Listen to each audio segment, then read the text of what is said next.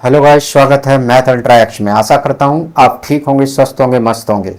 आज हम बात करते हैं सिंपल इंटरेस्ट के नेक्स्ट पार्ट में।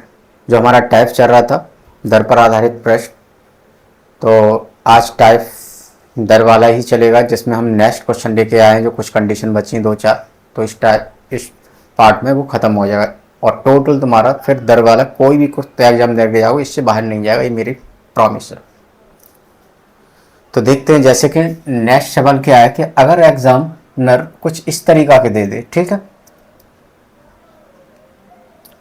साधारण ब्याज पर ऋण पर दी गई कोई धनराशि 4 वर्षों में स्वयं की 4/5 हो जाती है। कितनी हो जाएगी? 4/5 हो जाती है। वार्षिक ब्याज की दर क्या है? ठीक है, तो जैसा कि फॉर्मूला या एक्सीलेटर कुछ भी लगा सकते हो, जैसे तुम्हें ठीक लगे। तो फॉर्मूला हमने बताया, R% बराबर क्या था? n कितना है? 7/5 -1 अपॉन समय कितना है? 4 और इंटू 100। 5 एकन 5 कितने बच्चे? 2/5 और अपॉन 4 इंटू 100। ठीक है, अब हमें क्या करना है? देखो मैन बट्टे क्या है? ये, तो ये इसका हर क्या है? 1, तो ये पलट जाएगी। इसका मतलब ये क्या हो जाएगा? 2/5 गुणा 4 इंटू 100। 5 चौक 20 और 20 पंजे 100, 5 दूनी 10। तो कौन सा ऑप्शन है? पहला ऑप्शन। ठीक है, तो इस तरह के सवाल आ जाए तो हमेशा तुम फॉर्मूले का सहारा ले सकते हो, कोई टेंशन नहीं है। फॉर्मूला याद रख पाओ तो, और नहीं रख पाते जो फॉर्मूले याद भूल जाते तो देखो डायरेक्ट कंसेप्ट एक्सीलेटर से सॉल्यूशन 2 कब कैसे एक्सीलेटर से कैसे करोगे? वो कह रहा है कोई साधारण ब्याज पर ऋण पर दी गई कोई धनराशि, हमें पता ही नहीं, हमने मान लिया 1 रुपया है। ये 1 रुपया 4 वर्ष के अंदर कितना हो जाता है? इसका 7/5। तो इसका इसमें एक में 7/5 गुणा इतना ही रहेगा। अब फिर क्या करोगे? इन दोनों का हमेशा डिफरेंस। तो 5 एकन 5, 5 में 7 गए, कितने बच्चे? 2। ठीक है, डिफरेंस और घटाने में अंतर होता है। ठीक है, डिफरेंस में जो संख्या बड़ी होती है हमेशा उसमें से घटाते हैं। तो 2/5, और जो हमने बताया जो समय होता है वो हमेशा इसमें डिप्लाई और गुणा 100। 20 पंजे 100, 5 दूनी 10%। ठीक है, इससे एक्सीलेटर से ये तुम्हें फायदा है, जैसा कि मैंने पीछे सवालों में बताया है कि अब अगर यहाँ सोचो वर्ष की जगह अब यहाँ पर क्या दे रखा होता है? दर दे रखी होती है, और समय पूछा होता, तब भी कंसेप्ट यही होता। तो इसीलिए, और जो तुम्हारा फॉर्मूला बना है ना, वो ऐसे बना है जैसे कोई धनराशि 1 रुपया है, ठीक है, n वर्ष में स्वयं का, या t वर्ष में स्वयं का कितना हो गया? n गुना। तो क्या करना है? हमेशा डिफरेंस करना है। अब ये इससे ज़्यादा होगा तो इसका मतलब n-1, और जो 3 पे दिखाई दे रहा है वो इंटू 100। इस तरीका से तुम्हारा फॉर्मूला बना है। तो ये बात समझ में आएगी। तो कंसेप्ट से हमेशा फॉर्मूला बनते, तो कंसेप्ट सीख गए तो फॉर्मूला अपने आप याद रखने की कोई ज़रूरत नहीं। No formula.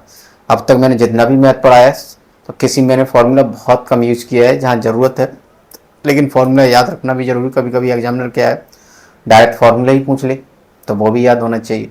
अब फॉर्मूला पूछ ले तो हम तुम्हें बनाना भी सिखा रहे हैं, कंसेप्ट तुम्हारा वहीं से निकल जाएगा। ठीक है, और जो फॉर्मूला जैसे अच्छा लगे फॉर्मूला से करें। ठीक है, तो नेक्स्ट हम बात करते हैं, ए किसी वार्षिक साधारण ब्याज की दर पर 8,000 रुपये का निवेश करता है, और बी उसी ब्याज की दर पर 11,000 रुपये का निवेश करता है। यह 3 वर्ष के अंत में VA को 720 रुपये अधिक ब्याज मिलता है, तो वार्षिक साधारण ब्याज की दर क्या है? तो जब भी ऐसे सवाल आ जाए तो सबसे पहले हमें ये ध्यान रखना है, इसमें दे क्या रखा है? साधारण ब्याज, यानी A और B की साधारण ब्याज का अंतर दे रखा है। तो देखो, तो यानी SI1 डिफरेंस SI2 कितना है? 720। अब हम SI का फॉर्मूला जानते, PTR/100। अब यहाँ दर नहीं पता है, लेकिन तुम्हें वहाँ सारा सॉल्यूशन नहीं करना है, बस क्या करना है? देखो मूलधन कितना दे रखा है? 8,000। ठीक है, अब इन दोनों में जो डिफरेंस है 8,000 और 11,000 में, 8,000 और 11,000 में कितने का डिफरेंस है? 3,000 का। ठीक है, समय कितना है? दोनों के लिए सेम है। तो जब समय दोनों के लिए सेम हो ना, तो बस जो मूलधनों में अंतर है बस वो ले लेंगे। अब ये सब वैल्यू यहाँ मत पुट अप करना। कैसे? 8,000 गुणा R इंटू 3/100, ऐसे नहीं करना, बस समय में बचाना है। ठीक है, और डिवाइड बाई 100 और बराबर 720। ठीक है, 3 त्रिक 9 और 9 8 72, जीरो से जीरो कैंसिल। ठीक है, तो यहां मेरा कितना बचा?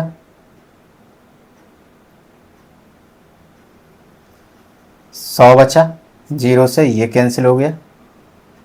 तो मेरा आंसर कितना आ गया? तो दर जो हमारी निकली है, जो एक बराबर कितना निकला है?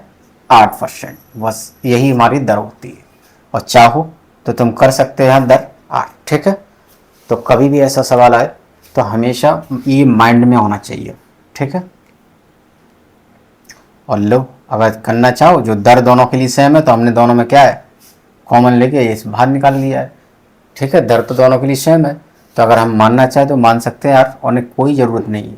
ठीक है, तो कभी भी सवाल आ जाए इस तरह का तो ऐसे करना है, बस माइंड में। अब इसे यहाँ से चलना है, तुम क्या करो वहाँ एग्जाम हॉल में जाके 8 और 3 11 यानी 3,000, और समय कितना है? जो डिफरेंस है ना साधारण ब्याज में, वो समय उसका मल्टीप्लाई को 3 त्रिक 9, 9 8 72। बस डायरेक्ट आंसर ये। इस तरीका से बहुत तुम्हें प्रैक्टिस करनी है एग्जाम हॉल में, मतलब एग्जाम हॉल में नहीं, जब एग्जाम हॉल में जाने से पहले इस तरीका से प्रैक्टिस करो।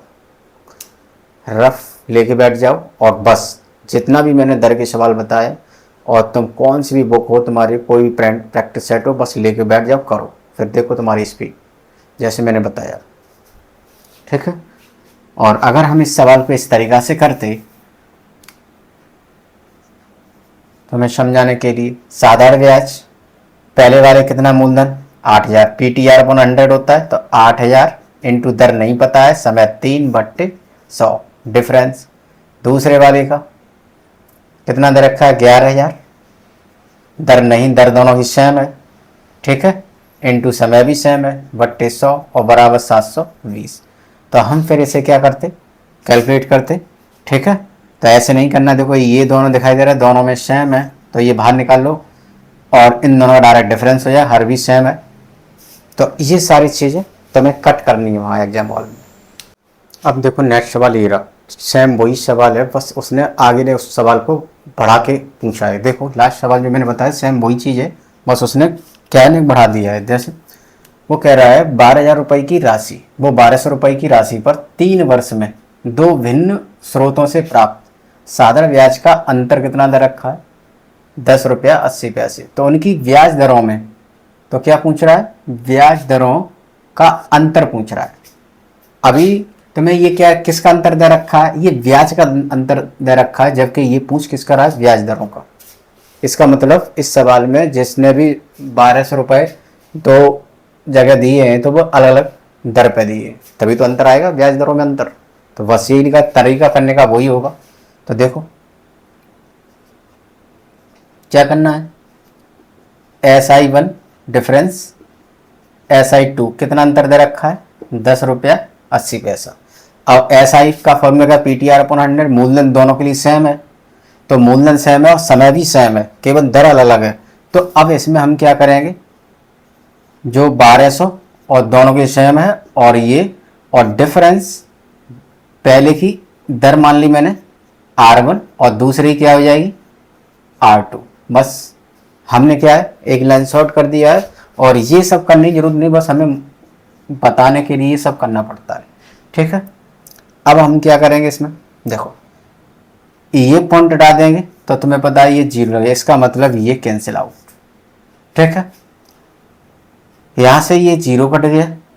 ठीक है, 12 एकन 12 और 12 निम्मा 108। ठीक है, अब यहाँ कितना? 3 त्रिक 9, जहाँ कितना बचा? 10 इंटू R1 डिफरेंस R2। तो यहाँ 3, हमें इसका अंतर पूछ रहा है, दोनों ब्याज दरों में अंतर पूछ रहा है, इसलिए R1 डिफरेंस R2 बराबर 3/10 बराबर 0.3%। आंसर कौन सा है? D option. तो देखो सेम सवाल वही था, बस उसने इसको उस वाले सवाल से नहीं आगे बढ़ा के पूछ लिया। तो करने का तरीका वही है। अब हमेशा ऐसे अगर ये एग्जाम हॉल में आ जाए तो तुम्हें ये सब नहीं करना है, बस ये सब तुम्हें क्या करना है, डायरेक्ट यहाँ माइंड डायरेक्ट यहाँ हो जाना चाहिए।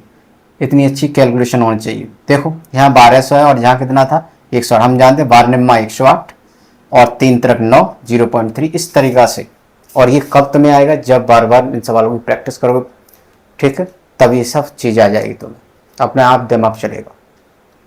ठीक है, तो वीडियो को लाइक कीजिए, जिसने चैनल सब्सक्राइब नहीं किया है तो चैनल सब्सक्राइब कीजिए, और जिसे नहीं समझ में आ रहा है तो प्लेलिस्ट में जाके SI की प्लेलिस्ट है, तो उसमें शुरुआत से बेसिक से समझें, उसके बाद तुम्हें सारी चीज़ समझ में आएगी। तो नेक्स्ट हम बात करते हैं, इस टाइप का लास्ट सवाल है, और ये सारे दर वाले जितने भी कंडीशन है, तो 9 कंडीशन के मैंने सवाल बता दिए, नवाइए। तो 9 तरह से एग्जामिनर क्या है, दर पर जितने भी क्वेश्चन है 9 जगह से पूछ सकता है वहाँ फिर के, और यही क्वेश्चन इससे बाहर नहीं जाएगा, जैसा मैंने प्रॉमिस किया है। ठीक है, अब देखो ये बहुत अच्छा क्वेश्चन है, देखो, और इम्पोर्टेंट सवाल है, ये ध्यान रखना है। सवाल को बस समझना है, समझने के बाद फिर सवाल पलकों में ही हो जाएगा, तुम्हें पेन भी नहीं चलाना पड़ेगा, एक बार समझ लो। देखो एक धनराशि, एक निश्चित धनराशि पी का मतलब मूलधन है, मूलधन का 8% प्रतिवार्षिक दर साधारण ब्याज पी का यानी मूलधन का 9/16वां भाग है।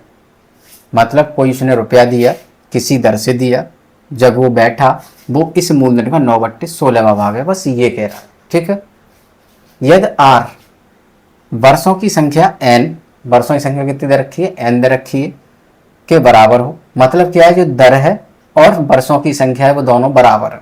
ठीक है, तो n का मान क्या होगा? तो इसके लिए हमेशा नोट करके रखना है। ठीक है, क्या? चूंकि यहाँ R और वर्षों की संख्या कैसी है, दोनों बराबर है। ठीक है, और जब बराबर हो वर्षों की संख्या और R इस तरह के सवाल में, ठीक है, और इसमें जो मूलधन है जब किसी दर से कितना है 9/16वां भाग है। ठीक है, तो पहले ये से समझो, जब R और वर्ष यानी दर और समय बराबर हो तब हमेशा ध्यान रखना जो तुम्हारा फॉर्मूला है। ठीक है, तो वो क्या होगा? n का मतलब क्या है? n का मान पूछ रहा है यानी वर्ष, तो n स्क्वायर बराबर SI इंटू 100 अपॉन तुम्हारा यहाँ क्या आ जाएगा?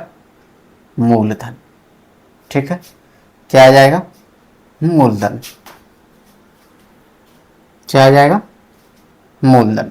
अब देखो तुम्हें एक साधारण ब्याज चाहिए और मूलधन चाहिए, बस सवाल खत्म। अब देखो ये दिखाई दे रहा है मूलधन का 9/16, 9/16 इस बिंदु का समझिए, जो मूलधन है उसका 9/16वां भाग, यानी ये क्या है? तुम्हारा ब्याज है, और ये क्या है? मूलधन की यूनिट है। तो बस इसमें रख दो दोनों में, तो इसीलिए ब्याज कितना है? 9 गुणा 16, और मूलधन कितना है? 16। ठीक है, 9 गुणा 100 तो 16। अब यहाँ क्या लगा है? स्क्वायर, और झंसा में स्क्वायर हटाएंगे तो इस पर क्या लग जाएगा? वर्गमूल। 9 का वर्गमूल कितना होता है? 3, 100 का 10 और 16 का 4। ठीक है, तो कितने गए? 30/4 बराबर 7.5। तो कौन सा ऑप्शन है? ये 4 7 28, 4 5 20।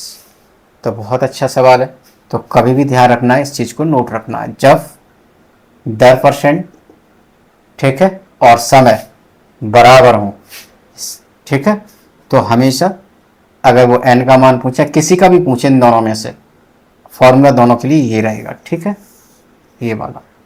ठीक,